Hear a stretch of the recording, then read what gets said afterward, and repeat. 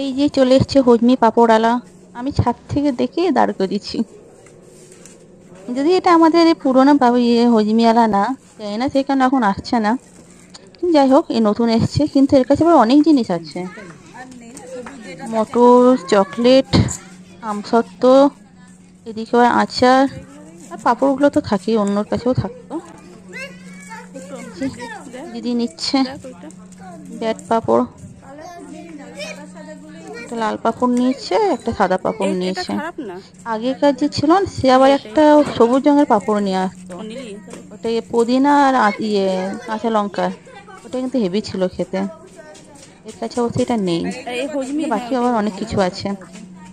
এই যে এই গুলিগুলো দিদি জিজ্ঞেস করে নিচ্ছে আগেকার লোকটা, আর এর কাছে এক কেনা দাম। এগুলো খেতে কিন্তু ভালোই লাগে।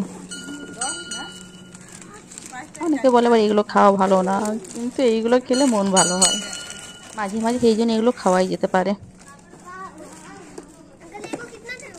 চকলেটও দেখছেন, না চকলেট আছে ঘরে, এই চকলেটগুলো এগুলো নেওয়া হবে না এখন।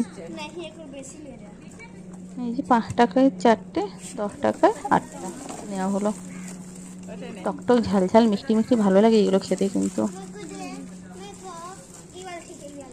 এর কাছে ফুচকা আছে, বাদাম আছে, পাস্তাও দেখছি আছে, এদিকে আবার বিস্কিট আছে, ছোলা মটর সব আছে। রোজমেলা ছিল, এত কিছু আনতো না।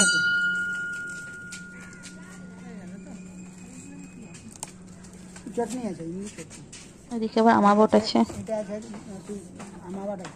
আমাবট আছে, ওদিকে তেঁতুলের চাটনি আছে। এখন তো তেঁতুলের চাটনি খাওয়া যাবে না, কিন্তু ওইটাও খুব ভালো লাগে। এখন হোমিওপ্যাথি খাচ্ছি। ছোলা ভাজা, এটা আপাতত এইটুকুই নেওয়া হোক। যে 5টে জিনিস নেওয়া হলো। শীতকালে চায়ের সাথে পাঁপড় ভাজা খেতে বেশ ভালো লাগে।